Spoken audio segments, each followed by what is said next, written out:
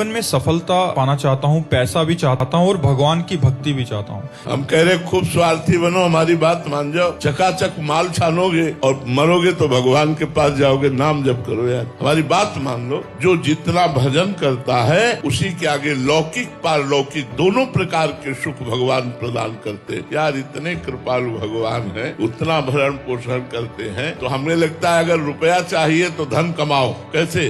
राधा राधा राधा राधा, और फिर इस धन से लोक परलोक सारे सुखों को खरीद लो। जो चाहो मेरे भगवान से प्राप्त कर लो, पर भैया भजन करना पड़ेगा। अब पियो शराब, पराई बहन बेटियों की तरफ गंदी दृष्टि रखो, मुर्गा मछली खाओ, तो पूर्व जन्म के फलस्वरूप भले करोड़पति बन जाओ, लेकिन अब की नरक जाना पड़ेगा जैसे आचरण कर रहे हो। और अगले जन्म तुम भी सुअर कुत्ता गधा मुर्गा बनोगे और ऐसे काट के खाए जाओगे। इसलिए प्यारे, यदि लोक और परलोक में चका जी इन्होंने लिखा है कि मैं अपने जीवन के 7 महत्वपूर्ण साल किसी को दिए, वो आज 7 नहीं है, तो महाराज जी उसकी याद से बाहर नहीं आ पा रही। एक तो ये हो गया कि वो जीवित है, एक है महाराज जी वो चले गए संसार छोड़ के, बट वो बाहर ही नहीं निकल पा रहे उस दुख से। महाराज जी ऐसे में ऐसे दुख से बाहर निकलने का कोई उपाय है? भगवान सर्वोपाय है, सर्वोपरि है। यदि हम भगवान की शरण में होकर ये माने कि इतने दिनों का ही हमारा इनका संयोग था, इनका कोई दोष नहीं, मान लो दूसरे से प्यार करने लगे, हमको छोड़ दिया, तो भगवान का विधान यही था।